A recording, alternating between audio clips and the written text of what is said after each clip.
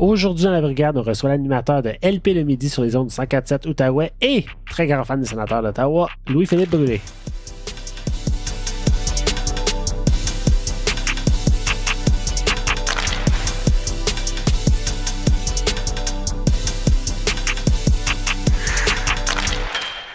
Salut tout le monde, bienvenue dans la brigade, je m'appelle Jean-Philippe Fort en compagnie de Jean-Philippe Fortin de Pascal Villeneuve ainsi que d'un invité spécial ce soir. LP Brûlé du 104.7 Outaouais est avec nous. LP, bienvenue à la brigade. Yes sir, salut les boys. Salut. LP, on disait, j'ai l'impression que toute la région le sait, tu es non seulement, tu animes à la radio, mais tu es un grand partisan des sénateurs d'Ottawa. Ouais, je m'en cache pas, même si les temps sont durs un peu, là. Je vous dirais que c'est probablement l'année que je trouve la plus tough, honnêtement, là. Parce qu'il y a eu, des belles années, la run en série en 2017. Par la suite, on le savait qu'il y aurait une reconstruction, fait qu'on était prêt à ça, on découvrait des joueurs, c'était intéressant, les repêchages, tout ça. L'année passée, oui, c'était décevant, mais ça a bien fini, on s'est dit, OK, des changements qui s'en viennent, là, ça va être vrai, pas dans le sens de nécessairement gagner la coupe, mais vraiment être là pour avoir une chance de faire les séries, puis cette année, je suis pas le seul qui vous le dit, c'est sûr, là, mais mal. C'est, non, ouais. Au point où moi, je suis un anti-tankage, là. Puis comme là, je suis rendu là, je me dis, garde, avec 17-18 matchs, là, aussi bien de jouer des bons matchs, mais d'en perdre le plus possible, puis de ramasser un top 5. Alors, c'est ça. Mais je demeure un partisan des Sens. J'ai confiance que ça va se replacer à un moment donné. Good. C'est comme le mariage, c'est pour le meilleur et pour le pire, veux pas, là. Exact. Ah, Seigneur, exact. Ouais. C'est vraiment le fun de t'avoir, LP. Moi, je suis arrivé ici dans la région en 2004 à peu près, puis j'ai toujours été un gros amateur de radio parlé, tu sais. Fait qu'au Saguenay, j'écoutais les Louis Champagne, les Myriam Segal, tu sais, tout ce monde-là. Fait que quand je suis arrivé ici, je cherchais mes postes de radio parlé, puis là, je suis tombé dans le temps sur le CJRC, puis là, il y a 11h50, il y avait toi, il y avait Michel Langevin, je pense déjà dans ce temps-là aussi, puis les matchs des sénateurs, t'es là aussi, puis puis tu sais, je pense qu'on m'a dit, tout le monde te connaît en Outaouais, si c'est pas ta voix, c'est même ta face qu'on voit sur les autobus, les panneaux de signalisation. Fait que tu sais, moi, j'ai toujours été un auditeur du 104.7, puis de t'avoir aujourd'hui, puis de réussir à te parler, de savoir qu'on allait partir un podcast, parler avec du monde comme ça. Vraiment, là, c'est vraiment le fun, vraiment le fun que tu as accepté l'invitation, puis je pense que ça va être le fun de jaser. Ben, c'est un grand plaisir, puis je vais te dire bravo à vous autres, parce qu'il y a pas beaucoup de médias, même dans la région, qui couvrent vraiment les Sens. Là, on l'a vu au droit avec ce qui se passe. Non. De moins en moins, on est informé. Ça fait que c'est le fun de voir que votre podcast, notamment, qui est là semaine après semaine pour suivre l'actualité, jaser de ce qui se passe dans l'entourage des sénateurs, parce que pour les francophones, là, c'est pas facile. Il en reste un peu, là, mais c'est pas digne d'une couverture de Ligue nationale de hockey, je trouve, dans le marché présentement, là. Des temps durs pour les médias aussi, là, non, 100%. Ça se reflète, mais une chance que vous êtes là, vous autres, les gars, c'est le fun. Tu parles la réalité médiatique en ce moment, c'est un autre débat, mais je trouve que ça part aussi de l'organisation comme telle. Il y a plein d'organisations qui ont eux-mêmes des podcasts, qui ont plein d'initiatives, mais je trouve que des sénateurs, puis même du côté anglophone, on n'est pas nécessairement servi par l'organisation. Effectivement. Encore moins pour les francophones. Oui, mais là, c'est sûr qu'avec M. Melnick, ça paraissait que M. Melnick avait plus beaucoup d'intérêt d'investir vraiment dans l'équipe, là. Quoique, ça a été mieux que je pensais, même dans les dernières années avant la vente. Mais au niveau de tout ça, là, le marketing, le marché francophone aussi, mais tu as raison, même en anglais, ils sont pas là présentement. Puis j'ose espérer que M. Andlauer, qui arrive d'une organisation comme le Canadien, a compris des choses et est en train d'organiser des choses, là. Ne serait-ce qu'avoir au moins une personne aux communications qui est capable d'écrire un communiqué de presse en français, là. J'en ai vu un récemment, là. Je sais pas si on a engagé un traducteur, là, mais ça n'a pas de bon sens, là. Ça fait que ça, c'est une de mes déceptions de cette année. Je m'attendais pas à des miracles de tout virer à l'envers, mais je m'attendais qu'au moins, étant donné qu'il disait qu'il voulait vraiment que ce soit l'équipe là, des Gatinois aussi, puis des francophones aussi, qui engagerait au moins une personne aux communications. Tu sais, c'est pas un salaire de joueur de hockey, là. Une personne, mettons, à 75 000 $, là, je pense que ça n'aurait pas changé grand-chose dans son budget, puis ça aurait envoyé un premier signal intéressant pour le marché francophone. Puis même sans avoir à nécessairement engager un francophone, je pense qu'on l'a tous, on le sait, on a vécu 3 ans de pandémie où tout le monde faisait du télétravail. Se trouver un rédacteur francophone en quelque part, lui demander de traduire les communiqués de presse, les nouvelles, ça se fait, là. C'est pas difficile. C'était été la moindre des choses. On s'entend là-dessus. Exact. Mais ce qu'on comprend, tu sais, dans le passé, on disait, bon, OK, il dépense pas beaucoup d'argent là-dedans, c'est pas les priorités, puis tout ça. Là, je me dis, OK, Andlauer arrive, il y a beaucoup de chats à fouetter, il doit organiser son 2e étage, je le laisse la fin de l'année, mais l'année prochaine, je pense qu'il n'y a plus de raison là, de pas y aller en grande. Ouais. Là. Ah, c'est sûr que ça a été un méga chantier, hein. Puis ce qui est vraiment, moi je pense que ce qui a nuit à l'équipe beaucoup, c'est au lieu d'arriver en juin, ils sont arrivés presque en plein camp d'entraînement, là. Ça fait qu'il y avait la face dans la bande, puis là, ben c'est immense les chantiers qu'ils ont à faire. Ils n'ont pas pu tout changer cette année, mais bon, je pense qu'on a le droit d'être quand même un peu déçus de certaines choses, dont l'aspect francophone, absolument. Mais on voit au moins que les intentions sont là. 100%. LP, on y reviendra plus tantôt, mais j'aimerais ça qu'on parle un peu plus de toi. Ta relation avec les sénateurs, ça a commencé comment? Ça a commencé où? C'est quoi ton histoire? Écoute, étonnamment, puis je suis convaincu que la plupart des francophones qui sont des partisans des sénateurs sont presque des haters du Canadien ou des anciens partisans des Nordiques. Je ne sais pas si c'est le cas des deux GP qui sont là. Pascal, toi, je le sais. Moi, pas du tout. Là. Moi, jeune, j'étais un maniaque du Canadien. Première idole, Guy Lafleur. Ensuite, là, les années, moi, Mats Naslund, je l'adorais. Gaston Gingras, puis ça n'a pas été une grande vedette, mais j'adorais son style, son lancer frappé. Richard Sévigny, ça a été une de mes idoles. Il était tellement spectaculaire, moyen, mais tellement spectaculaire comme gardien de but. D'ailleurs, j'ai eu la chance de jouer contre lui dans des matchs d'anciens Canadiens. Puis, il disait, Colin, t'es un des rares qui vient me voir, moi, comme étant un de tes... tout le monde courait après Guy Lafleur, puis moi aussi, évidemment, mais moi, Richard Sévigny, j'ai tripé. Écoute, quand j'étais jeune, là, quand le Canadien pleurait, quand le Canadien perdait, j'en pleurais avant d'aller me coucher. J'étais vraiment un maniaque du Canadien. Là, ce qui est arrivé dans ma vie, c'est que, bon, à un moment donné, j'ai fait mon cours en journalisme, j'ai commencé à travailler dans les médias. J'étais arrivé rapidement à CJRC, qui est devenu la radio des sénateurs. Là, je me suis intéressé à cette équipe-là, tout en demeurant à ce moment-là un partisan du Canadien. Et à un moment donné, donc, tu sais, le Canadien était l'équipe de mon enfance, les sénateurs étaient l'équipe de ma radio, mais éventuellement, vers la fin, je dirais au tournant des années 90-2000, j'ai fait 2 saisons où je travaillais avec Michel Langevin, justement, avec Michel Lapointe, au hockey des sénateurs. J'allais au match, je m'occupais un peu des stades, j'allais faire des entrevues, etc. Là, j'ai commencé à m'attacher plus à cette équipe-là. Mais dans ma tête, j'étais comme partisan du Canadien qui aime beaucoup les sénateurs.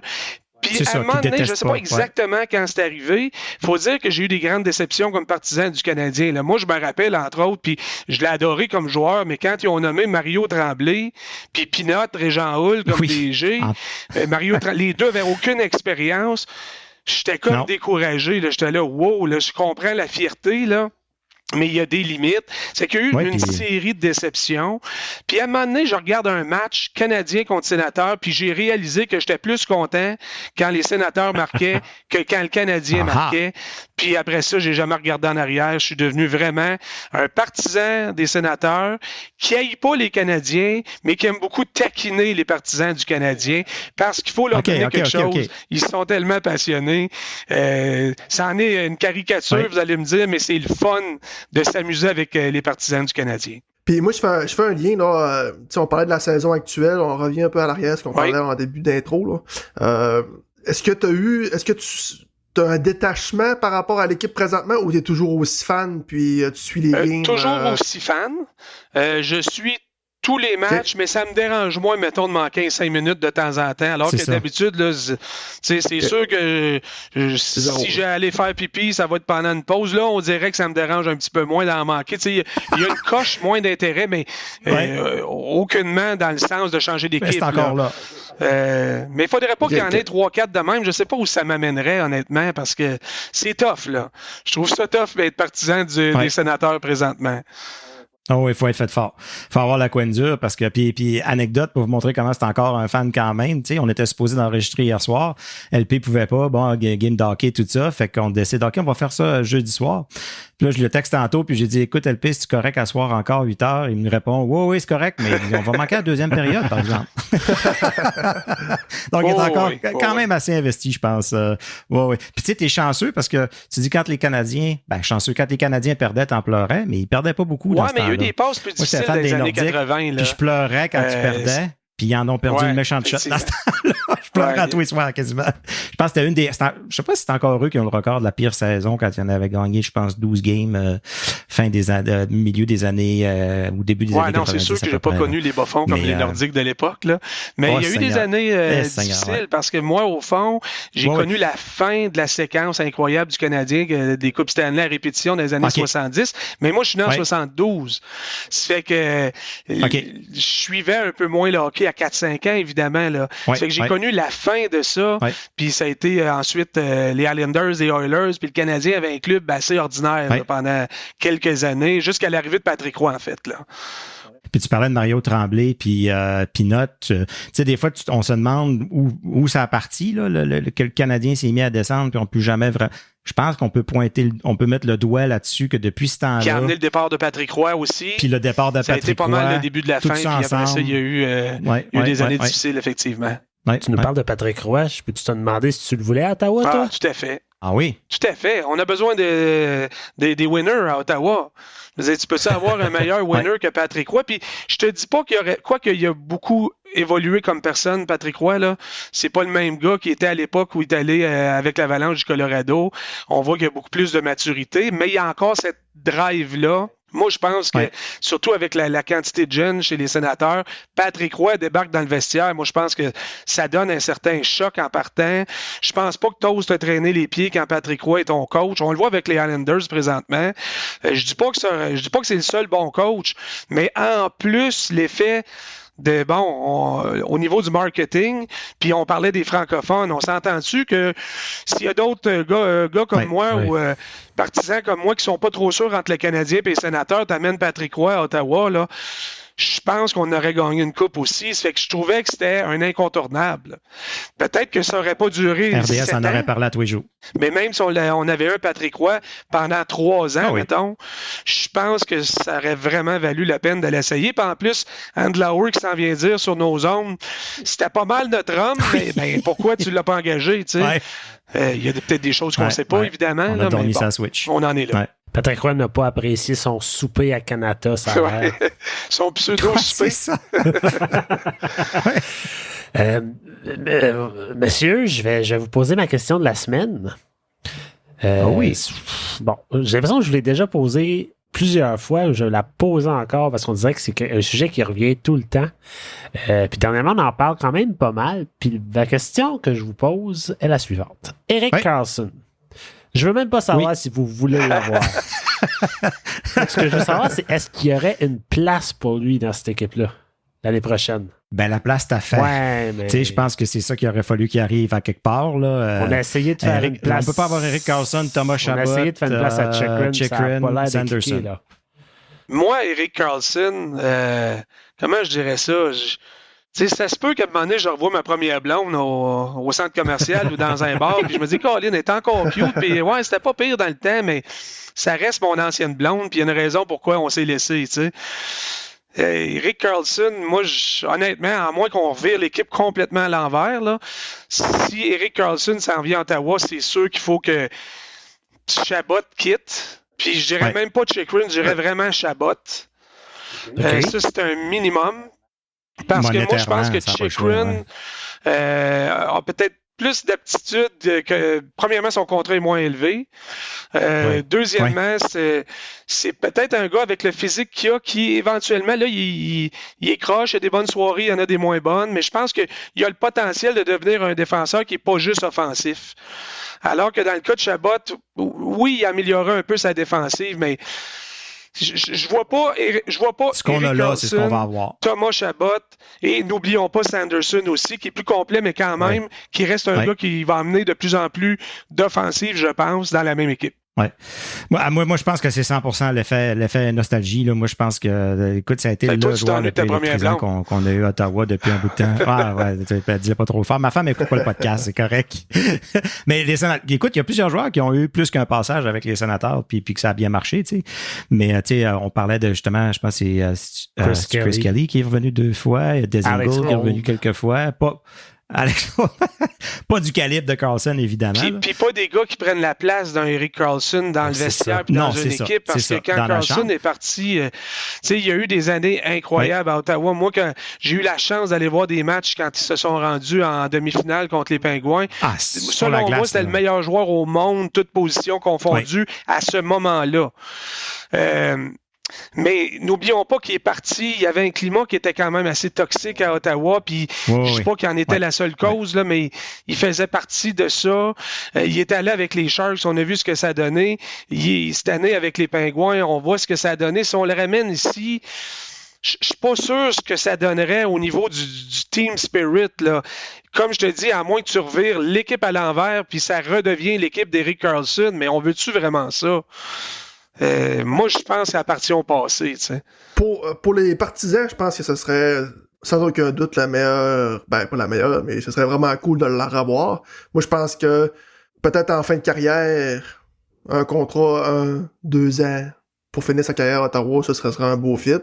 Mais présentement, d'aller le chercher, je pense pas que c'est une bonne idée. Moi, je suis totalement d'accord avec toi, mais ça serait un wow au niveau marketing, c'est sûr, là. Ah oui. Ben oui. Puis avec Alfredson en arrière qui est capable peut-être de... Tu sais, je pense que la meilleure relation qu'il y a, c'est probablement avec Daniel Alfredson. Est-ce que lui est capable de gérer un peu les égos? Est-ce qu'il a évolué un peu? Il était tellement une grosse vedette, puis là, depuis ce temps-là, ça s'est comme calmé un peu, fait qu'il peut plus faire le show à lui tout seul. Par contre, il faudrait que la transaction fasse du sens. Là, ça prend une équipe soit que nous, on disait à la blague, on disait 1 pour 1 contre Josh Norris, puis on reboucle la boucle au complet de l'échange de Karlsson au début, puis on échange 2 mauvais contrats. Tu sais. Toi, LP, c'est Thomas Chabot. Pour moi, c'est Josh Norris qui part. Ben moi, Josh Norris, c'est le gars que je voulais échanger avant qu'il se blesse, mais là, il n'y a plus de valeur ou à peu près là présentement. Non. Moi, c'est plus de valeur. Ouais. Oui, ça allait moyen, mais je me disais, il y a encore une valeur. C'est sûr qu'il y a une équipe qui va vouloir prendre un joueur de centre qui a déjà marqué presque 40 buts puis qui... Ben, surtout les Pingouins, on sentait que la relève n'est pas là non plus. Là. Mais là, avant sa dernière blessure, moi, j'étais convaincu que c'est lui qu'on essaierait de monnayer, même peut-être à la date limite ou à la fin de la saison. Ouais. Mais là, s'il vient de prendre une débarque au niveau de sa valeur, évidemment, là, ça serait quasiment, comme tu dis, changer des mauvais contrats. Là. C'est ça. On a peut-être essayé, mais... Ben, c'est ça que... c'est ce qu'on a appris, c'est que peut-être qu'il n'a pas bougé beaucoup, Stéos à ce moment-là, mais il y a beaucoup de travail qui a été fait. Tu sais, veut pas, il est nouveau, là, Stéos. C'est la première fois qu'il recevait des coups de fil d'un paquet de DG. Il y a encore son nom à faire. Qui que t'as d'intéressant, qui que j'ai d'intéressant, puis peut-être qu'il se fait dire, hey, tel gars, il t'intéresse. Ah ouais, ce gars-là t'intéresse. Tout ce genre de travail-là a quand même été fait, puis a peut-être mis les bases pour du travail un peu plus complet, qui va peut-être arriver. Hey, on l'espère, parce que selon moi, si c'est pas un des DG là, qui vole la vedette là, cet été, c'est inquiétant. Il faut quand même amener là, des nouveaux éléments, puis une nouvelle dynamique dans cette équipe-là là, pour encadrer les bons joueurs qu'on a déjà. Là. Puis Jacques Martin s'en est pas caché du tout de le dire que ça manque de vétérans. Non, c'est ça, il l'a dit. Il n'y a aucun fil de ce temps-ci, là. C'était évident en partant. Moi, là, que j'ai été déçu, qui a été coupé au camp d'entraînement, puis c'était peut-être pour des raisons de masse salariale. Pourtant, il n'aurait pas coûté cher. Là. C'est Josh Bailey. Oui, que je trouvais qu'il y avait sa chanson, bien correct. Je me suis dit, un bon vétéran, il a du vécu, il avait pas l'air trop lent non plus, capable de jouer physique. Écoute, ça aurait été bien mieux que Kubalik, là. Puis ça aurait coûté moins cher, mais bon, ça, c'était un autre débat. Là. On s'attendait à mieux que ça de Kubalik. Je pense qu'on est tous d'accord. Oui. Mais c'est le genre de gars parce que même juste, on a vu Derek Brassard l'an dernier, qui n'était pas au top de sa carrière, il a amené quelque chose dans l'équipe. Josh Bailey, je pense qu'il aurait pu amener un peu de vécu, puis appuyer un gars comme Claude Giroux, justement. Là. Puis surtout qu'on aurait pu donner ce salaire-là à Bailey, mais on l'a donné à Zach McEwen qui fait la navette entre Belleville et Ottawa. Qui amène pas grand-chose. T'sais. Je l'aime bien parce que c'est un ancien des Olympiques, là, mais il amène pas quelque chose de tangible. T'as raison, je veux dire, il joue quoi, un match sur 3 à peu près. Là. C'est ça. Puis ça, d'après vous autres, c'est Marc Legault qui m'en parlait l'autre jour, il dit, quand Jacques Martin dit Claude Giroux peut pas faire tout seul au niveau du leadership, est-ce que c'est un désaveu envers Brady Tkachuk? Moi, c'est une déclaration qui m'a amené... Parce qu'il n'a pas nommé Brady Tkachuk, là. Ça me fait amener certaines questions. Puis il y a eu certaines rumeurs que je ne croyais pas du tout, que je ne crois pas vraiment encore, là, d'échanger Tkachuk. Mais... c'est une façon de tester son leadership en faisant une déclaration comme ça. Jacques Martin a toujours été un coach de vétéran, mais je veux dire, Tkachuk, c'est pas un petit nouveau non plus. Là. Non. Ça fait 7 ans qu'il est là. Mais avec qui est-ce que Brady Tkachuk a appris?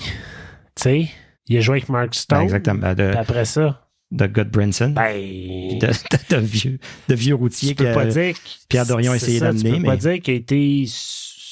Son père, peut-être. Son père, son frère, l'environnement familial l'a aidé, mais dans la chambre avec l'organisation, non, il n'y a pas eu une bonne présence de vétéran. En fait, qui pouvait vraiment l'appuyer avant l'arrivée d'un Claude Giroux. Moi, je pense que Claude Giroux est un leader incroyable. Puis si Claude Giroux est arrivé avant que Brady soit nommé, c'est peut-être Claude qui aurait été un capitaine de transition aussi. Là. Oui. Puis montrer le chemin à... Tu sais, il était comme mal pris. Il fallait qu'il nomme un capitaine. Ils ont été 1 an ou 200, mais les deux étaient jeunes, Chabot, Tkachuk. Chabot c'était pas mal 50-50 dans le temps, les gens, quand ils regardaient ça. Mais les deux avaient pas plus d'expérience. Mais tu sais, quand je te dis que je trouve la couverture médiatique un peu défaillante à Ottawa, là, si c'était à Montréal, on en saurait plus un peu sur, Tkachuk, c'est-tu un bon leader? Il y a des choses qui, je pense, ça coule moins qu'avant, mais ça coulerait quand même un peu. Ici, on dirait qu'on se pose la question, mais on n'a pas vraiment de réponse. T'sais. Moi, sur la glace, des fois, il fait des mauvais choix. Là. Des fois, il a jeté les gants au mauvais moment. Mais moi, je trouve que c'est quand même un bon leader pour une équipe. Maintenant, il n'y a pas le vécu d'avoir joué du hockey de série. Ça, c'est sûr que c'est un manque pour à peu près tout le monde chez les Sénateurs. Oui. Puis on ne sait pas comment ça se passe dans la chambre. T'sais, on voit ce qu'on voit, mais comment ça se passe. Parce que je pense que c'est... Puis tu sais, c'est drôle parce que Pierre Dorion, qui était à la radio à Montréal, ils ont posé la question justement. Lui, il a été all-in en disant que Brady, super bon capitaine, puis tout ça. Mais il a dit, celui qui vraiment s'occupe des gens dans la chambre, qui organisent des soupers, qui va chercher les femmes des joueurs, puis qui s'assure. Il dit, c'est plus Thomas Chabot. Ça, c'est plus Chabot qui remplit ce rôle-là. Tu sais. Fait que c'était intéressant. Ouais, c'est plus une force tranquille. C'est ça. Tkachuk, c'est les deux qui tu sais, de par ses actions, là, on le voit. Évidemment, mais moi, la question que je me pose, c'est j'ai senti que Tkachuk était très, très, très, très proche de DJ Smith. Puis peut-être que lui aussi, comme jeune capitaine, a été ébranlé de... C'était ça, sa figure, dans le fond. C'est ça. C'était DJ Smith, leur figure, dans le fond, de vétéran. Fait que c'est peut-être normal qu'il y ait aussi là, une période d'adaptation pour un joueur comme Tkachuk, puis d'autres joueurs dans l'équipe aussi. Jacques Martin n'a pas la même façon du tout. Là, tu sais, DJ Smith, lui, il avait donné l'équipe aux jeunes complètement. Puis Tkachuk, on a l'impression que des fois, c'était peut-être plus lui le coach que DJ Smith. Là. C'est pas comme ça que ça marche avec Jacques Martin, selon moi. Là. Ouais. Puis là, épée, je parle du coq à l'onde. Est-ce que tu penses que, considérant les insuccès qui s'enchaînent de saison en saison, est-ce que tu crois qu'il est le temps de briser le noyau de l'équipe pour aller vers le succès? Le genre de retool. Tu gardes encore... c'est ça. Ou ben tu te gardes encore une autre année pour voir ce qui va se passer? Puis... Moi, à la défense, là, le seul intouchable pour moi, c'est Sanderson. Fait que moi, si tu penses que tu as vraiment une chance d'améliorer cette équipe-là, à la défense, pour moi, là, le seul que je toucherais pas du tout, c'est Sanderson. En attaque, là, je pense pas que ça serait le temps de toucher à Tkachuk, Studula, Giroux, Pinto. Pour le reste, si tu as la chance de faire un... Moi, je mets Pinto là-dedans. Si tu as la chance de faire un bon trade, sinon pour le reste, j'écouterais si j'étais DG. Ça fait que oui, je serais prêt à brasser, mais sans toucher ce que moi je considère comme vraiment le noyau dur. Là. Mais tu sais, même un Batterson, je sais qu'il y a un beau contrat. J'aurais de la peine, mais échange-moi les pas contre quelqu'un qu'on n'est pas sûr, là, mais s'il faut que tu t'en serves contre vraiment pour dans un gros trade, être capable d'aller chercher, mettons, un vrai gardien fiable, être capable d'aller chercher un défenseur solide d'expérience, plus physique aussi, moi, le reste, là, je serais prêt à écouter si j'étais DG des Sénateurs. Il faut qu'il y ait quand même un changement. Il faut brasser ça un petit peu, là. Puis ça dépend aussi qui va être nommé coach. Hein. Je pense que ça va être tellement important, la nomination de l'entraîneur, dans le pouvoir d'attraction de l'équipe aussi. Hein. Si on veut signer des agents libres, si on nomme un autre coach qui n'a pas trop d'expérience puis qui n'a pas un nom qui résonne, ça va devenir de plus en plus dur d'attirer aussi des agents libres puis des joueurs qui ont des clauses dans leur contrat à Ottawa. Là. C'est qui ton candidat pour le fun? Pour le prochain entraîneur? C'est sûr que si ça avait été mieux, là, si la fin de saison avait été vraiment bonne, même si on faisait pas les séries, là, mais mettons qu'on faisait un peu comme l'an dernier, puis se rapprocher, puis finir... moi, j'aurais aimé beaucoup qu'on considère un Ben Grou. Mais il y a peut-être un peu de chauvinisme là-dedans, là, dans le sens que je prêche peut-être ma paroisse, c'est un gars d'ici, il a coaché les Olympiques, mais je le sais que, puis en plus, c'est qu'il y a une relation particulière avec Claude Giroux, c'est que je pense qu'il y aurait un respect dans le vestiaire actuel. Là, je me demande s'ils ne seront pas obligés de regarder plus comme un Bérubé ou quelqu'un qui a plus de vécu dans la Ligue, qui a connu des séries de la Ligue nationale de hockey, dans le cas de Bérubé qui a gagné une coupe. Si je me mets dans la peau du DG, peut-être que t'es peut-être plus obligé d'aller là. Mais j'ai hâte de voir. Ça va être la grosse question de l'été, selon moi. Là. Ça va être puis qu'il fasse ça le plus possible. Là. Je vais te dire que j'aurais même aimé, moi, qu'il nomme. Plutôt. Ouais, comme qu'il y ait une quinzaine de matchs. Tu sais, genre tout de suite après la date limite, là. Ou à cette période-là, puis quoi qu'il n'y a pas eu beaucoup de mouvement dans l'équipe, mais qu'ils prennent le pouls de l'équipe tout de suite, puis mais bon. Je pense que ce que ça veut dire, c'est que certains de leurs candidats sont juste pas disponibles. Tu sais, de ce que je pense, là. Parce que s'ils regardent, mettons, sont intéressés à un gars comme Sullivan qui risque bien gros d'être disponible à la fin de l'été, tu sais, à la fin de l'année. Tu veux-tu te commettre tout de suite à quelqu'un qui n'est pas ton choix optimal ou tu te laisses le temps? Tu sais, peut-être que c'est ça qui est c'est peut-être l'erreur qu'ils ont faite avec Patrick Roy. Mais là, s'ils sont pas sûrs de leur candidat, je comprends très bien, puis je suis pas en désaccord avec cette mentalité-là non plus. Fait que, puis comme tu dis, on sait rien là, depuis que, tu sais, avec Pierre Dorion, on s'ennuie de ses points de affaires intéressantes. Il était plus jaseux. Là, on va te dire une affaire, il n'y a plus rien qui coule. Non, c'est ça. LP? Oui? Est-ce que tu es un amateur de bière de microbrasserie? Oui, quand même. Oui, est-ce que tu connais le 5e Baron Elmer? Ben oui. Ben oui, c'est là. Moi, c'est probablement une des tops en Outaouais, même au Québec, là. Vous avez un partenariat avec eux autres, hein? Good. Ben, c'est ça, j'en profite pour faire ma plug. Donc, le 5e Baron à Elmer vous invite à assister à un match des Sens à la brasserie. Vous pouvez nous suivre sur les médias sociaux pour l'horaire de tous les matchs qui seront diffusés, mais vous pouvez aussi suivre le 5e Baron directement sur Instagram et sur Facebook. D'ailleurs, on vous rappelle également que le blog Silver 7 vous propose du contenu en français offert en collaboration avec nous à la Brigade. Cette semaine, Stu se demande simplement quel chemin devra prendre l'équipe pour les 20 derniers matchs de la saison. Alors, l'article est déjà disponible au silver7cents.com. D'ailleurs, je vais vous poser la question, Tangaillette. C'est qu'est-ce qu'on fait pour les 20 prochains matchs? C'est quoi nos attentes? C'est quoi qu'on veut les voir faire? On veut les voir perdre. Tu as parlé de tankage tantôt. Moi, je suis vraiment pas contre ça d'habitude parce que je trouve que ça développe une culture de perdant puis je déteste ça. Qui est là depuis un petit bout. Ma tête dit qu'il faut pas faire ça, là. Mais là, rendu là, Ouais. mon cœur dit, ben si on peut jouer des bons matchs, là, continuer à avoir un système, implanter un sens des responsabilités sur le plan défensif et tout ça, mais qu'au fond, on échappe le plus possible, ou que les clubs qui sont juste en haut de nous autres gagnent des matchs, parce que rendu là, aussi bien se donner le plus de chances possible, mais c'est pas ma mentalité habituelle du tout, là. C'est pas ma tête qui parle, là. C'est un petit peu mes émotions de gars écœurés de cette saison-là. Puis je me dis, tant qu'à avoir une saison gaspillée, hey, si on pouvait ramasser Celebrini, ou même, si on a un top 5, ben, c'est Top parce 5, que c'est top soit 7, que tu ramasses un méchant bon joueur ou tu as tout un on est pouvoir correct. pour peut-être une méga transaction aussi. Ouais. Là. C'est sûr que c'est le numéro 1, il n'y aura pas de trade, on 100%. s'entend, là. J'espère qu'on s'entend là-dessus, là. Mais si c'était le 4, mettons, là, il y a bien des équipes qui vont vouloir parler à... Comment tu l'appelles? Steve Stoic? Steve Stoic. Ouais, c'est ça. Steve Stoic, oui. Il va être un peu moins stoïque. Puis tu sais, le tanking, de toute façon, ça a l'air de se faire par soi-même. Là. Je veux dire, c'est encore, ils perdent 2-0 contre Columbus encore. Donc, le tanking se fait sans qu'on ait besoin d'asseoir des joueurs ou de faire exprès. Là. On parle de tanking, mais on s'entend que c'est pas un gros draft cette année. Hein. Ben, le oui, top c'est un 5 gros est draft cette bon. année. Ben, Ouais. Le top 5, top est bon. 7 est excellent. Mais je pense, en comparé avec l'année passée, avec Connor Bedard et tout ça, je pense qu'on est au même niveau. Là. Mettons que les 2-3 premiers sont peut-être, mais il est un peu plus il est mieux réparti. autour. Je pense que même jusqu'à 10. Il y en a qui disent que le top 10, c'est une moyenne plus forte, mais c'est sûr que tu n'as pas de Connor Bedard. Mais il m'a dit que Celebrini, c'est peut-être pas Connor Bedard, mais Celebrini, ouais. Je le prendrais dans mon équipe. C'est ça. Tout un joueur.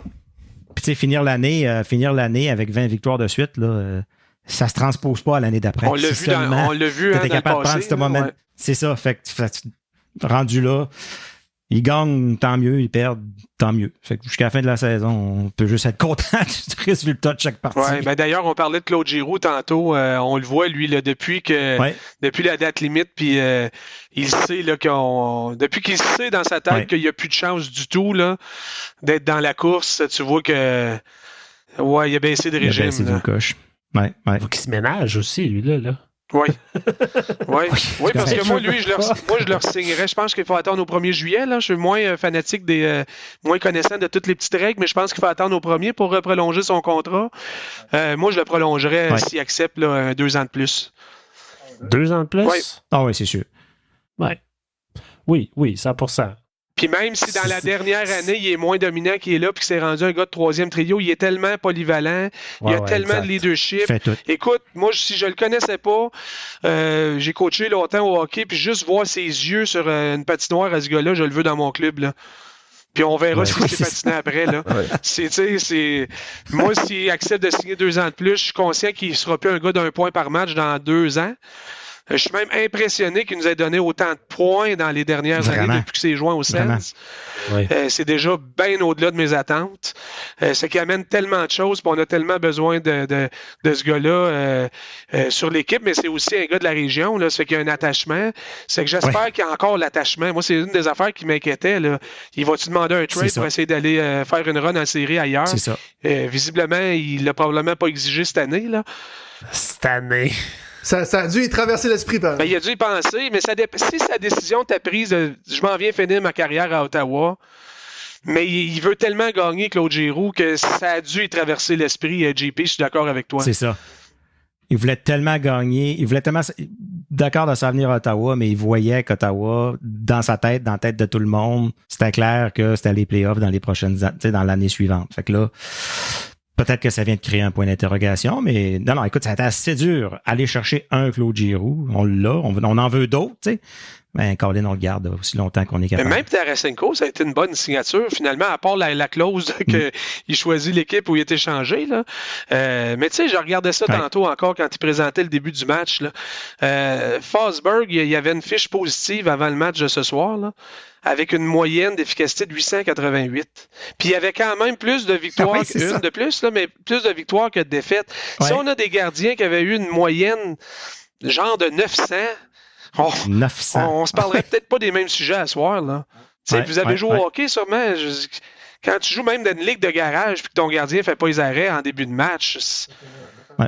Ça, c'est moi, ça. Même dans une ligue de garage, ça nous décourage. À un moment donné, dans le pro, tout le monde paraît plus mal parce que les arrêts se font pas. Puis tout le monde paraît mieux quand les arrêts se font. Puis Oui, 100%. Ça va être un autre débat, ça. Là, on est encore dans les annonces. Ouais, mais c'est ça, là. T'as ton Planet Oster à placer, toi, là. Oui. Ben, moi, je comprends ça. Les boys de la pub, je fais de la radio, c'est ça qui paye mon salaire. Hein? Oui, c'est ça. Ça paye pas notre salaire, mais en tout cas, ça aide un peu. Vous êtes passionné de hockey comme nous, lancez votre blog, podcast ou compte de réseaux sociaux pour partager cette passion. Et pour assurer une présence en ligne, pensez à Planet Hoster, notre partenaire d'hébergement web. Avec des services en français, il simplifie la création de votre site, de votre boîte de courriel et bien plus. Obtenez votre propre domaine et démarrez votre projet avec Planet Hoster. Allez marquer votre but en ligne avec la compagnie qui soutient notre brigade et les projets des fans francophones. Rendez-vous sur planethoster.com. JP Fortin, on a un gros warm-up cette semaine. Claude Giroux. On parlait de Claude Giroux, il vient de marquer. Il était dû. Lequel, ça? Petit Claude c'est lui qui a compté. Y en a-tu dans vous autres qui auraient voulu que Claude Giroux serve de monnaie d'échange ou... Non, pas zéro. du tout. Ben, moi, j'y ai à moins pensé. que lui le demande, on y doit ça. C'est ça. Oui. Tu y as pensé, JP, dans le sens que... Ben, j'y ai pensé. Pas ça que je voulais. Tu sais, je l'aime, Claude Giroux, puis je pense que c'est le meilleur gars pour avoir dans son club.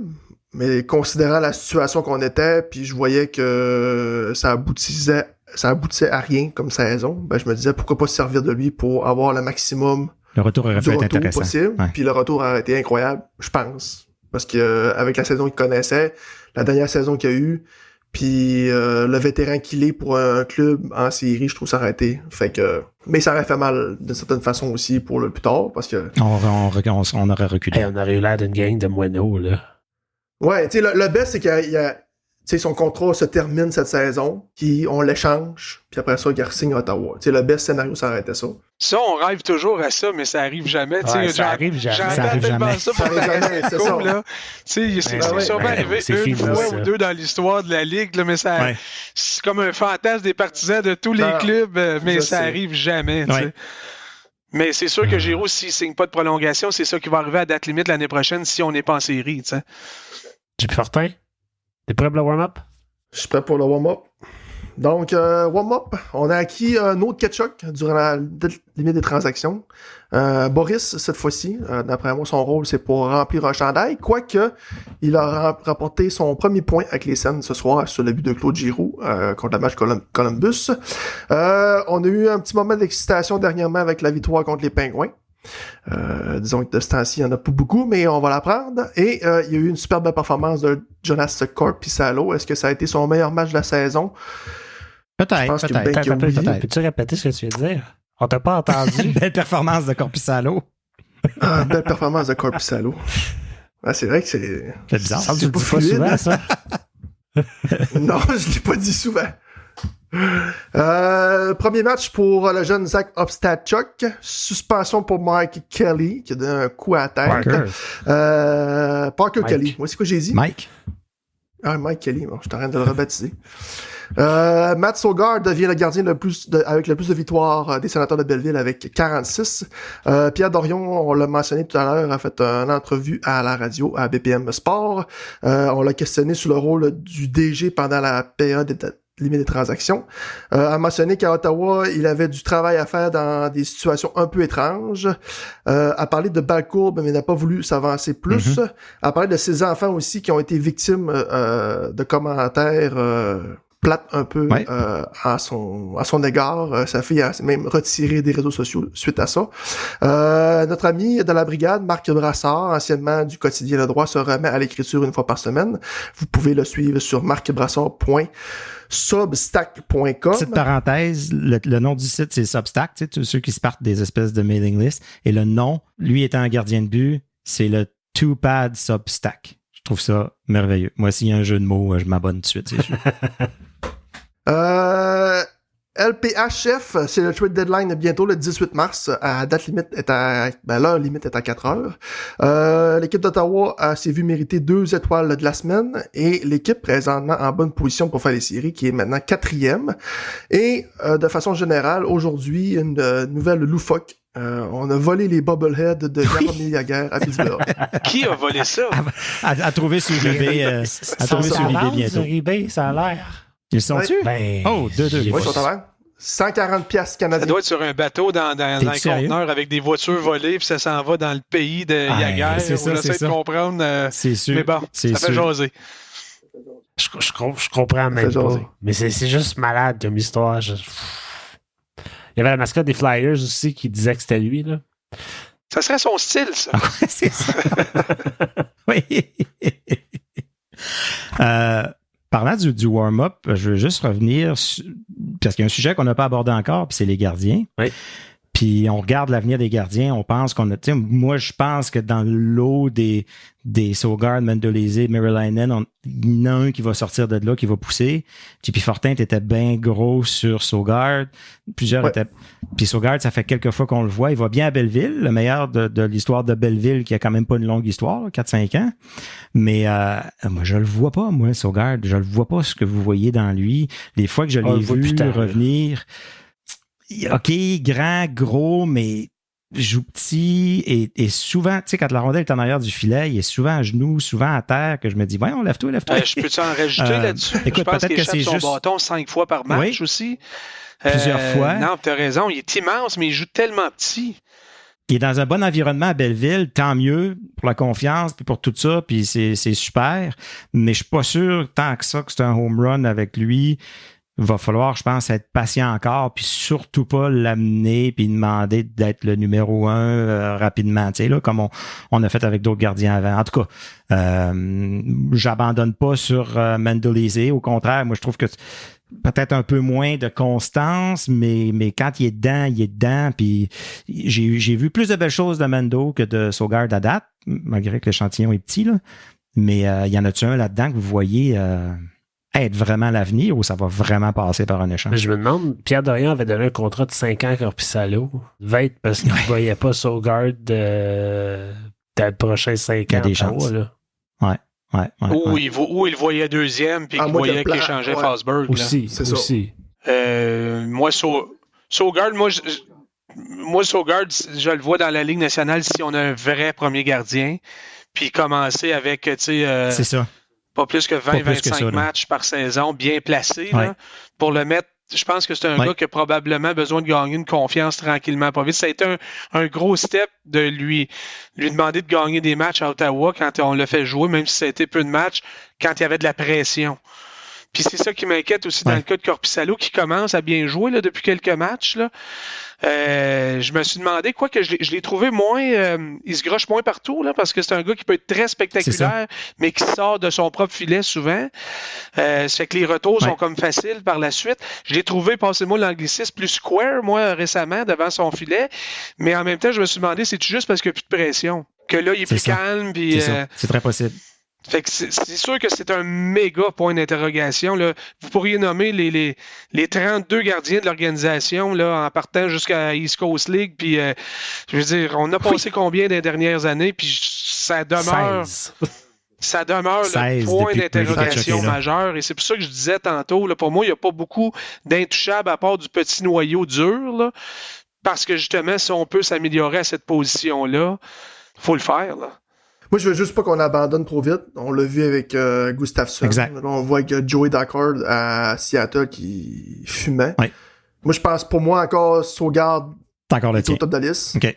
Parce que je pense qu'on l'a pas mis dans les bonnes circonstances. T'sais, l'année passée, il a été désigné numéro 1 quand l'équipe est en progression, il y avait peu d'expérience. On lui a dit, gars, t'es dans le net, puis c'est tout notre numéro 1 quasiment, puis débrouille-toi comme fais ton possible. Puis là, cette année, quand il est rappelé, l'équipe va nulle part, puis c'est un peu tout croche. Fait que je trouve on l'a pas maximisé dans la meilleure chaise possible pour qu'il paraisse bien, puis que tout soit correct. Ouais, mais là où je te rejoins, moi, JP, c'est que de toute façon, il n'y a pas de valeur présentement. Ça fait que je ne l'échangerais pas. Lui, je le garderais dans l'organisation, assurément. Tu sais, j'essaierais plus d'échanger Forsberg ou Korpisalo en payant une partie du contrat, là. Peut-être que je rêve en couleur, là. Je suis pas sûr que beaucoup de clubs qui vont mordre à cet hameçon-là, là. Mais je suis d'accord, Sogaard, je veux dire, laissons-lui le temps encore un peu. Quand on va pouvoir, si on a un vrai gardien fiable, l'amener comme deuxième, puis là, voir vraiment ce qu'il peut nous donner. C'est comme c'est un peu la même chose avec Primo à Montréal. Là, on va voir bientôt là, si c'est vraiment un gars de la NHL ou non. Là. Exact. Korpisalo, d'après moi, de toute façon... Je pense qu'il y a des chances que ça passe par un rachat de contrat si vraiment Stéos décide que non, parce qu'il est encore pas cher à racheter. Je pense que c'est encore au tiers. Je pense que ce serait 1,3 million, puis peut-être un peu plus les années d'après. Puis c'est sûr que ce serait sur 8 ans, là. Mais je pense pas que ça ferait si mal que ça au niveau de la masse. Mais il faudrait que je m'assoie pour Saugat, faudrait que je m'assoie, j'écoute quelques games à Belleville, voir si c'est le step qui change ou la pression qui change son style.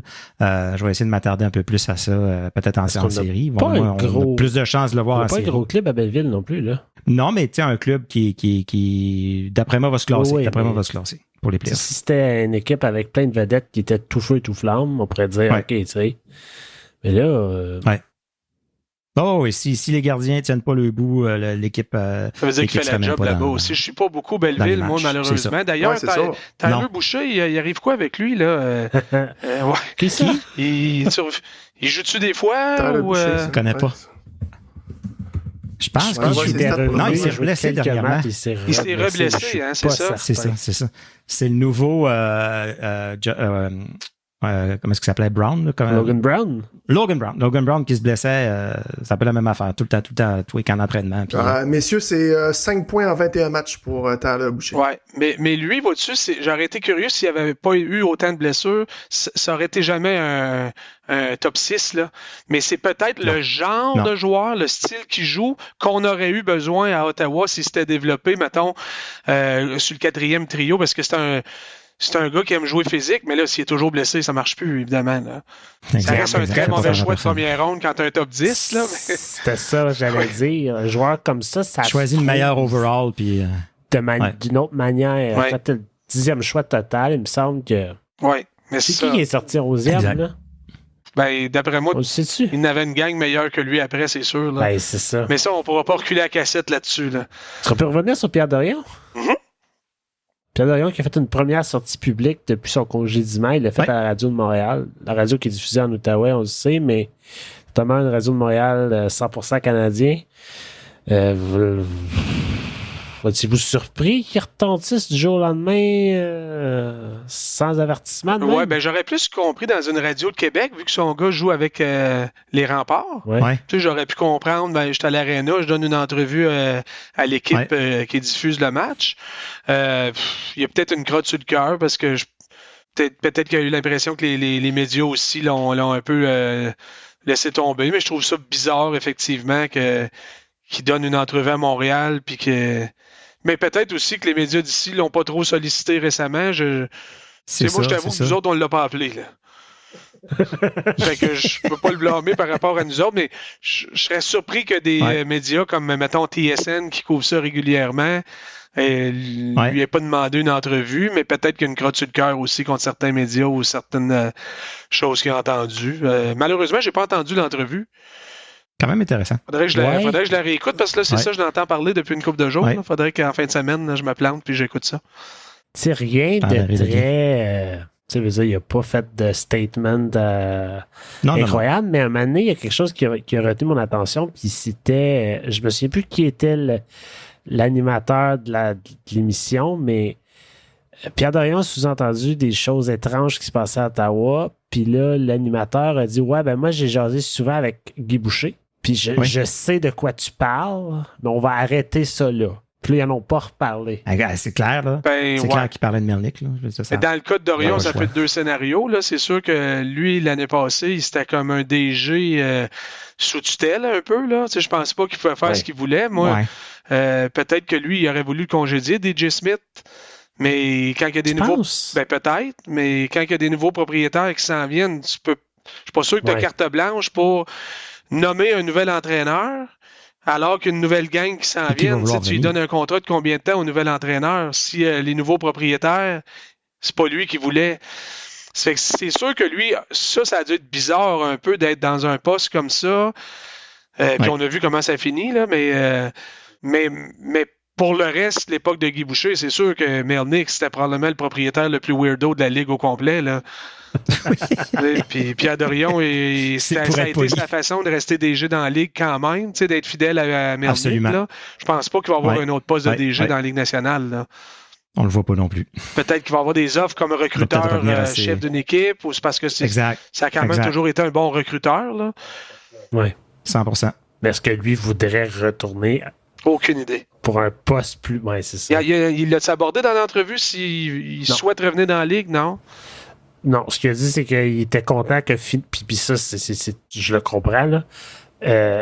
Il est content que finalement, il peut aller voir les matchs de son fils. Il peut être un papa pour ses enfants après des années à avoir été à gauche puis à droite puis à courir partout. Fait que non, mais c'est sûr qu'il est encore payé, ça fait que t'es pas trop pressé. Non, tu peux prendre ton temps et aller voir ton gars jouer au hockey. T'sais. C'est ça. Qu'est-ce que vous avez pensé de Zach Ostapchuk? Très bonne première impression pour moi. Écoute, toute une shape de hockey. Oui, hein? J'avais vu pas mal au championnat junior. Là.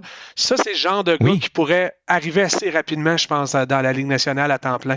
Parce qu'il a le profil, c'est un gars intelligent sur la patinoire, gros physique. C'est qu'il n'y a pas le désavantage d'un jeune qui arrive et qui n'est pas assez fort physiquement. Là. Bon coup de patin. Non, très, très bonne première impression. Je l'ai moins vu ce soir, évidemment. Là. Si on lui donne un rôle, tu sais, pas top 6, mais qu'on l'amène de la bonne façon, dans la bonne chaise, je pense qu'on parlait quasiment...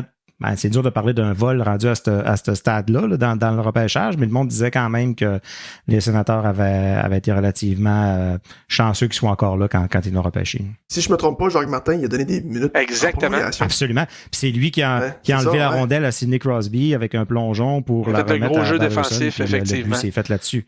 Ouais. Mais c'est un gars qui est déjà très responsable défensivement, ce qui est rare à cet âge-là.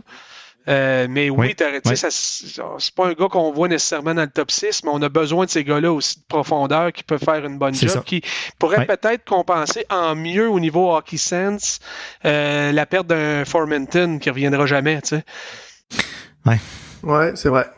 Une autre belle affaire, ça. On a-tu des histoires à Ottawa? Hein? Ben, c'est ça. Un roman savon. T'as un petit marché comme incroyable. Ça qui fait jaser la Ligue autant. C'est impressionnant. Mais je pense... J'espère qu'un jour, quelqu'un va faire un film ou une série sur l'air Melnick. Ça, si ça avait été Reynolds qui avait acheté l'équipe, on l'aurait eu, mais bon. Et puis il aurait eu du stock cette année à jaser dans son documentaire s'il avait fallu. Là. Encore, oui. Il y en a chaque année. C'est incroyable. Il y a toujours à Ottawa, il y a quelque chose qui se passe dans l'air, là, mais... C'est fou, là, tu sais, puis si on peut avoir enfin, justement, un début de saison plus normal l'année prochaine, pas de controverse partir l'année, pas de distraction, ça peut pas nuire. Ben oui. Il me semble qu'on dit ça à tous les années, c'est ça l'histoire. C'est si on aurait un bon début de saison, puis il n'y arrive pas d'histoire, non, mais tu sais, Pinto, l'histoire de gambling, est-ce quelqu'un qui aurait... Y a-tu quelqu'un qui aurait gagé là-dessus sans jeu de mots? Puis là, après ça, congédie le DG parce qu'il s'est trompé d'une clause qui coûte les premiers. Voyons donc, ça arrive pas ailleurs, ça, ces affaires-là. Là. Non. Mais je pense que ça en dit, peut-être pas Pinto, mais le reste, ça en dit long sur l'état du deuxième étage. Je pense que maintenant, avec les Stéos, avec les Dave Poulain, puis avec Bonus. Le fils de l'autre Bonus qui je pense qu'on a 3 bonnes têtes de hockey, 3 gars un peu plus réservés qui ont, dans le cas de Poulain, il a tout fait, il a tout vu, il a joué, il a enseigné, il a coaché, il était dans les médias, il a fait le tour. Fait que je pense qu'on a du monde avec une tête un peu plus sur ses épaules, puis peut-être même au détriment de... Tu sais, quand t'as une ou deux, quand t'as une personne responsable, elle peut dire je fais ci, je fais ça, c'est son équipe, elle décide ce qu'elle veut faire. Là, il y a plus de personnes à qui bouncer des idées et dire qu'est-ce que t'en penses, mais à un moment donné, là, t'en as 2 qui veulent pas, il y en a un qui veut. Est-ce que ça peut paralyser l'équipe éventuellement? C'est ma crainte quand j'entends parler de comité, c'est toujours ma crainte. On parle d'un comité pour le prochain entraîneur. Souvent, à coup de comité, t'es pas capable de faire des bold moves, si on veut, tu sais. Peut-être au mieux de l'équipe, là, je sais pas, mais je sais. Est-ce qu'on va partir d'un extrême, on va aller dans l'autre? Je sais pas. Ouais, moi, c'est l'impression que ça me donne aussi. Pierre Dorion, c'était un DG très actif, là. Ouais. Là, on va peut-être passer de l'autre côté, mais je pense qu'il y a peut-être des éléments en place pour bâtir une fondation quand même plus solide dans une structure comme on va avoir. Ouais. Pierre Dorion, j'exagère, mais il était quasiment tout seul dans le département hockey. Là. C'était pas nécessairement digne là, avec le budget que Melnyk mettait là-dedans d'une équipe de la Ligue nationale de hockey. Je pense que là, on a une structure qui ressemble plus à ce que devrait être une équipe de la Ligue nationale de hockey en 2024. Ça, c'est le côté encourageant de la patente. C'est ce qui devrait nous débarrasser des scandales. C'est ça. Oui, 100%. LP, je vais changer de sujet.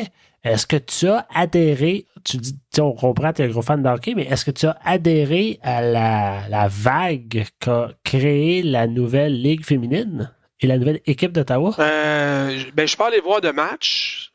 Ouais. D'ailleurs, parlant de ça, juste une parenthèse, ça serait le fun en maudit que les Sénateurs s'organisent jusqu'à un match au Centre Canadien Tire, surtout si l'équipe fait les séries. Là, il va en avoir un au Centre Bell. Il y a 100%. Eu le record à Toronto. J'ose espérer qu'on est en train de préparer la même chose ici. Mais je suis impressionné par l'intérêt. Puis je suis vraiment content. Ils ont développé, visiblement, il y a beaucoup de papas avec leurs jeunes filles. Puis c'est une crowd qui est comme différente, même de ce qu'on voit dans le hockey junior ou dans le hockey professionnel. C'est sûr que je veux y aller éventuellement, puis j'adhère, pas dans le sens de voir tous les matchs, j'en regarde de temps en temps, mais je trouve ça le fun. Je trouve ça le fun, puis je me dis enfin, tu sais. Puis j'ai vu une couple de matchs, le calibre, c'est sûr, tu sais, la force physique, tout ça, il y a quelque chose de différent par rapport à du hockey masculin, mais tabarouette, les systèmes de jeu, la façon, le niveau de jeu, il est vraiment quand même intéressant, là. Ça va vite. C'est des pros, là. Oui. Puis pour la région, on commence à avoir beaucoup d'équipes sportives, beaucoup d'équipes professionnelles. On a-tu assez d'argent et assez de temps pour suivre tout ça, nous autres? Écoute, les foules sont quand même bonnes à Ottawa cette année. Je présume que les ventes de billets de saison, c'est que les Sénateurs, c'est sûr qu'éventuellement, ça passe par un déménagement au centre-ville. Moi, je m'inquiète pas de tant si le déménagement se fait. Là, s'ils nous annoncent dans 2 ans, finalement, on reste à Canada, là, je vais peut-être te dire autre chose. Les Olympiques, ça va bien. Je pense que tout le monde trouve sa petite niche là-dedans. C'est sûr qu'il y a certains sports où ça va devoir rester abordable pour continuer à fonctionner. Tu sais, si les filles pensent, la Ligue féminine pense vendre les billets presque au même coût de la Ligue nationale, ça ne marchera plus, là. Non, c'est ça. Quand tu restes dans des prix abordables, des sorties pas trop chères, je pense qu'il y a de la place pour tout le monde. C'est ça qu'on parlait. Les événements sont le fun, c'est le party là-bas, c'est un happening quand les gens y vont, tu sais, en famille. Ouais, la crush, je suis pas trop sûr là, si ça va vraiment marcher l'année prochaine. J'étais un peu surpris de cette annonce-là, mais encore là, il doit y avoir une crowd pour ça, puis ils doivent pas s'attendre à remplir l'aréna non plus, tu sais, ça fait que... LP, je suis curieux de t'entendre avec les règlements. Les nouvelles réglementations que cette ligue-là a créées puis a osé. Le jailbreak, puis T'es-tu d'accord avec ça?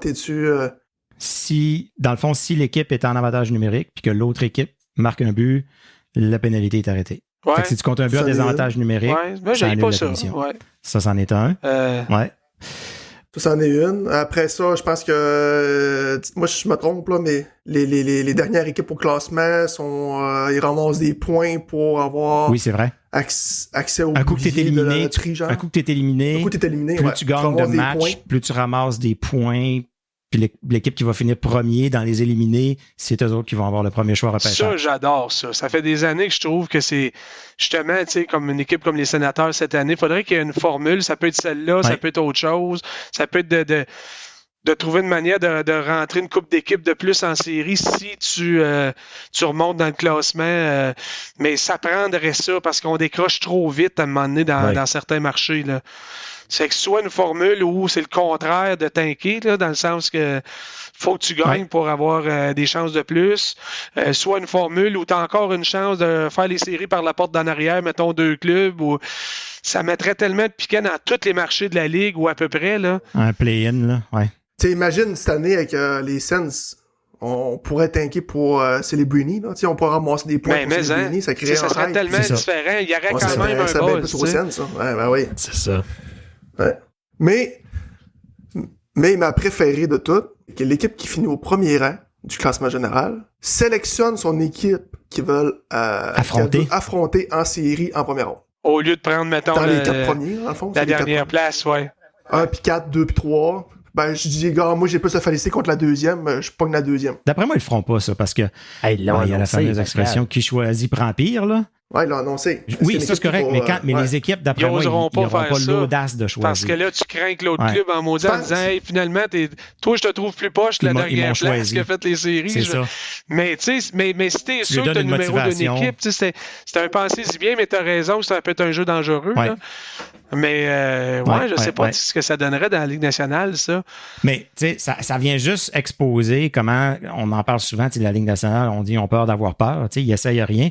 Il y a tellement qu'il y a des règlements qu'on sait même pas qu'ils existent. Tu sais, quand Minnesota a sorti Marc-André Fleury pour faire 4 contre 3 puis marquer, puis là t'apprends que s'ils se font marquer, ils perdent leurs points. Personne ne sait ça justement. À quel point que la Ligue nationale ose rien, essaye rien, puis quand ils essayent de quoi, c'est le cas qui arrive tellement jamais qu'on n'est même pas au courant. Oui, l'autre chose aussi, tu sais, des fois, je vais voir des matchs. Il y en a eu une coupe de plate cette année à Ottawa. Là, je suis allé à plusieurs reprises. Puis quand tu viens à bout d'avoir une prolongation à 3 contre 3, c'est malade comment ça sauve le spectacle. Tu peux être déçu de ta soirée jusqu'à la dernière minute de jeu de la 3e période.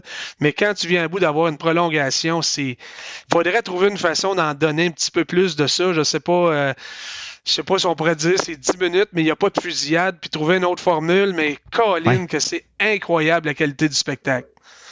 Ben, moi, j'aime la formule de 3 points. J'aime la formule qu'à chaque match, il y a 3 points en jeu, tu sais. J'aime qu'on ose essayer des affaires. Tu devrais avoir un point de plus si tu gagnes en temps réglementaire que si tu gagnes en... Exact. On est dû pour une coupe de nouveaux règlements, puis les filles, c'est le fun aussi qu'ils se soient démarqués avec... certains règlements pour pas être juste une genre de copie féminine de la Ligue nationale. Ça va forcer des réflexions. Oui, ça va être intéressant de voir. Avec 6 équipes, ça va être une chose, mais quand et si la Ligue continue à grossir, ça va être fun de voir comment ça évolue. Puis moi, c'est une affaire que je trouve fascinant. Je dis souvent, on construit un avion en plein vol en ce moment, là. On apprend les règlements au fur et à mesure. Mais de tout voir ces choses-là se mettre en place, je trouve ça tellement intéressant à suivre. Je sais pas vous autres. Écoute, de partir une ligue quand t'as même pas de nom pour tes équipes, ça prend du guts, pareil. Le Ottawa contre le Montréal puis contre le Toronto, ça fait bizarre, c'est un peu surréel, mais eux autres, probablement qui se sont dit ça sera une deuxième vague de marketing quand on va nommer nos équipes. Ils vont-tu faire des concours avec la population locale de chaque marché pour choisir des noms? Je sais pas comment ils vont faire ça, mais c'est sûrement pensé, là. Il y a une opportunité. Il y a une opportunité là, c'est clair. Non, les sénateurs sont en fusillade. Là. Je sais pas si vous avez la game sur vos écrans. Je vois ça, là. Je la suis. Ouais, moi, je vois cet Audi-là. Mais cet Audi-là, il l'a mis dedans, les boys. Je la suis sur l'application. Ouais. Cet outil-là, il y a tellement de chance. Il y a scoré à soir en plus, je pense. C'est incroyable, cet outil-là, la quantité de chance qui manque cette année. Mais, tu sais, ça serait encore plus inquiétant s'il n'en créait pas autant, là. C'est ça que tu dis, mais... Ouais. Mais je pense qu'il puis dernièrement, il a même arrêté d'être frustré, on dirait. Tu sais, avant, il se fâchait, il cassait son bâton. Maintenant, je pense qu'il fait juste en rire en voulant dire. Ouais, mais ça, il était temps. Puis ça, là-dessus, là, je pense que Jacques Martin va avoir beaucoup aidé au niveau de la maturité. Probablement. Alfredson et Jacques Martin, là, la présence de ces deux gars-là, faire comprendre que là, t'es un pro, là. Tu peux te choquer une fois de temps en temps, mais tu peux pas faire la baboune à chaque fois que tu reçois un coup, que tu manques un but ou que t'es pas content.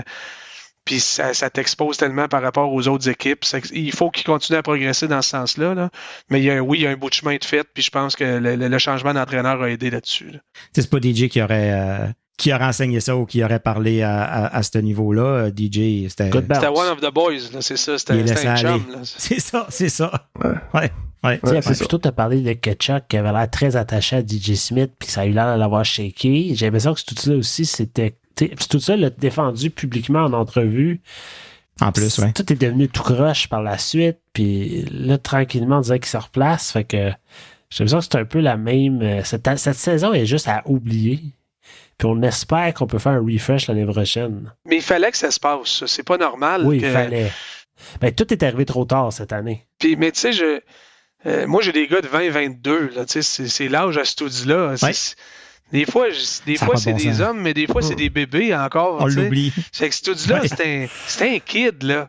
C'est que c'est sûr que s'il y a un coach qui est comme son chum puis qui laisse quasiment faire ce qu'il veut, lui, il aime ça.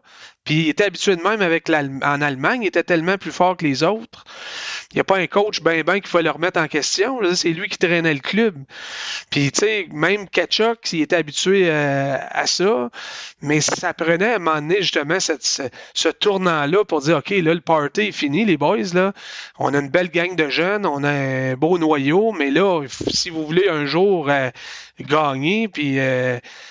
vous jouez contre des vrais hommes qui ont vu neiger, puis ça peut pas être juste le party dans l'équipe, parce qu'il y avait une ambiance qui avait l'air tellement cool, ce qui était le fun pendant le début de la reconstruction, mais là, à un moment donné, quand tu vas arriver à un autre niveau, là, tu sais, au travail, moi, j'aime ça avoir du fun, mais à un moment donné, il faut travailler sérieusement aussi, tu sais. C'est ça. C'est que moi, je pense que cette année nous semble ultra déprimante en ce moment, mais j'ose espérer qu'elle va avoir été payante quand même pour le moyen long terme, tu sais. Notre slogan à la brigade, c'est? Il y a toujours l'année prochaine. Et ça, la beauté. et là, je pense qu'on a une nouvelle controverse, là. Excusez, là. On a une nouvelle controverse. Claude Giroux a marqué tir de barrage en fusillade avec un lancer frappé. Non. Est-ce que c'est contre le code? Quelqu'un qui est allé y arracher la tête? Je l'ai pas vu. Non, mais Merzlikins est resté dans son but pendant 2 minutes après, je pense. C'est quand même en se questionnant. Mais il n'a pas ça faire ça de temps en temps, Claude Giroux. Il l'a fait une couple de fois dans sa carrière, soit en lancer de punition ou en échappé. Ça surprend un gardien de but, pareil, tu t'attends pas à ça. Pas à peu près. Tu t'attends qu'il va feinter, tu sais. Fait que tu dis. Fait que si je comprends bien, on a gagné. On a gagné? Oui. Et on peut voir sur Twitter que notre ami Stu Sabourin ne se peut plus. C'est vrai? Il a vu Claude faire un slapshot. Fait que, oh my God. Il va son article. Chance qu'on ne joue pas contre Toronto. C'est sûr. Il l'aurait-tu fait contre Toronto? Ben oui. Ben oui. Il l'aurait-tu fait contre Toronto? Ben oui. Claude Giroux? Ah, ça aurait été. C'est juste à l'heure qu'on ne jouait pas contre eux autres cette année, hein? Ouais. Ben, en fait, ça, je vais profiter, là. Toronto-Montréal, on me semble qu'on les a pas vus cette année. Non, Montréal, on va les avoir vus juste 3 fois. Ça, c'est vraiment plate. D'ailleurs, si on avait joué 12 fois contre Montréal, on faisait série, là. C'est sûr! Ouais, c'est ça. Même Toronto, on les a battus quasiment à tous les fois. Même Toronto aussi. LP, en terminant, on a une petite tradition qu'on appelle les tirs de barrage. D'ailleurs, c'est à propos. Certains viennent de gagner en tir de barrage. Tout est dans tout. Tout est dans tout. Jimmy Fortin te lance 3 questions. Tu réponds comme ça devient. Ouais. J'écoute. Vas-y, JP. Good. J'ai consulté tes réseaux sociaux, ton Facebook. Tu sembles être un gros amateur de pêche. Ton trip de pêche de rêve. Que j'ai fait ou que je voudrais faire? Ben, que tu voudrais faire. OK. J'ai jamais pêché le saumon. C'est que si je pouvais aller dans une rivière de la Gaspésie puis essayer ça, puis avoir la chance d'en attraper un...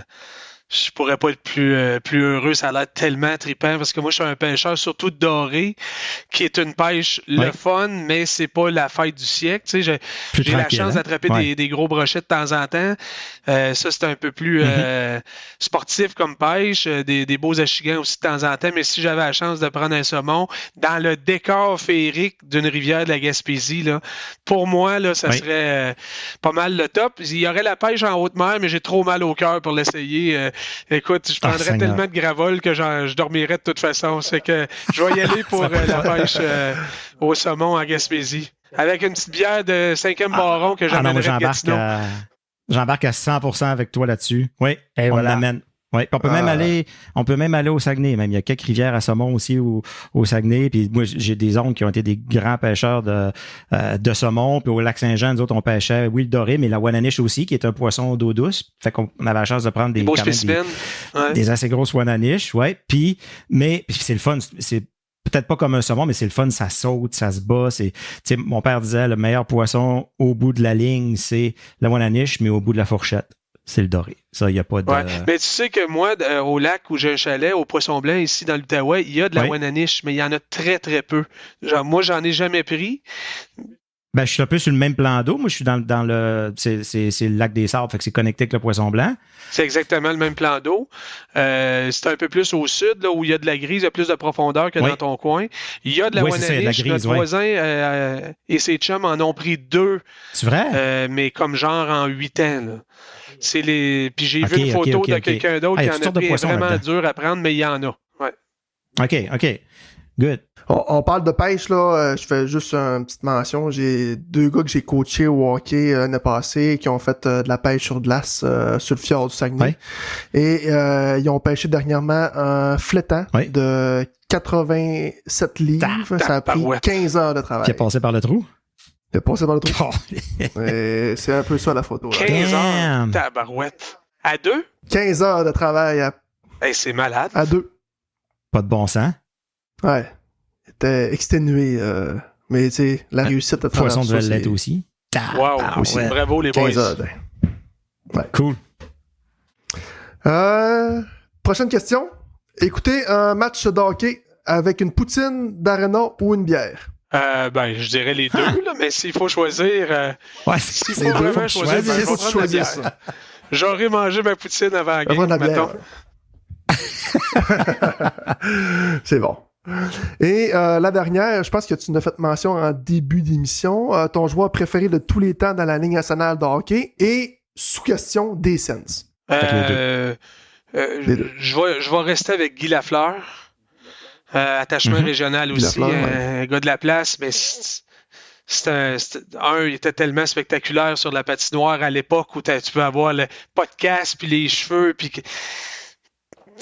en plus l'homme qu'il était là, c'est incroyable. J'ai eu la chance de le rencontrer à plusieurs reprises puis même de jouer au hockey contre lui puis j'ai joué à la défense à ce moment-là puis il est arrivé 1 contre 1 contre moi. Puis j'ai même pas osé essayer de l'arrêter. Dans ma tête, je disais je peux pas essayer d'arrêter Guy Lafleur. J'ai juste comme été là puis c'est un moment qui j'ai une belle photo aussi avec il y a mes gars dans les bras puis on est les 4 ensemble.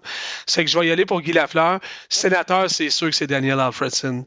C'est un guerrier incroyable qui est arrivé, que personne n'attendait, que c'est une histoire incroyable. Puis j'étais tellement déçu quand il a été échangé. Heureusement, il est revenu dans les girons de l'équipe, là.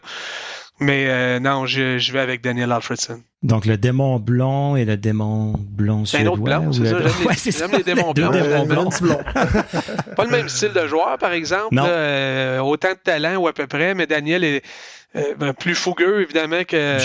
J'aime vraiment ce type de joueur-là, un peu comme Claude Giroux, d'ailleurs. Là, c'est pas exactement pareil, mais...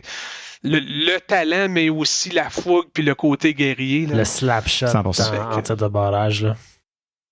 Ouais. Et lui, le slap shot sur Niedermayer, tu sais, c'est même combat, Alfredson. C'est même énergie. Ouais. Ben, LP, un gros merci.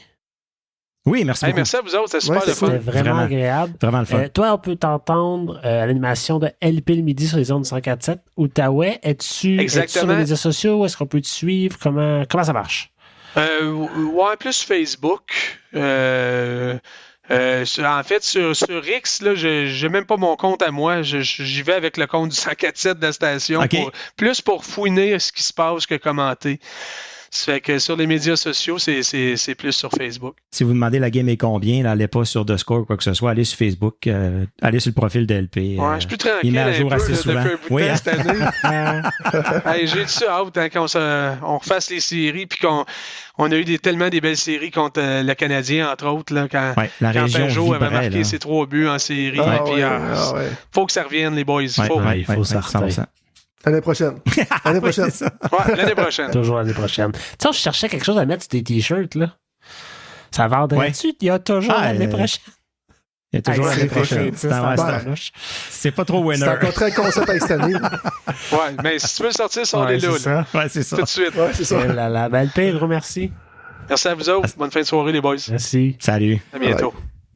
De notre côté à nous, on vous invite à consulter labrigadepodcast.ca pour ne rien manquer et pour réécouter tous les épisodes de nos 3 dernières saisons si jamais vous en avez manqué. Vous pouvez aussi vous abonner à La Brigade via votre application préférée de podcast, Spotify, Apple Podcasts, etc. Et nous suivre sur Twitter, Instagram et Facebook. Pascal, on peut continuer à t'entendre à tous les mardis en compagnie de Marc Legault et ses collaborateurs dans le local sportif sur les zones du 147 Outaouais. Terminant, messieurs, est-ce qu'on a un mot de la fin?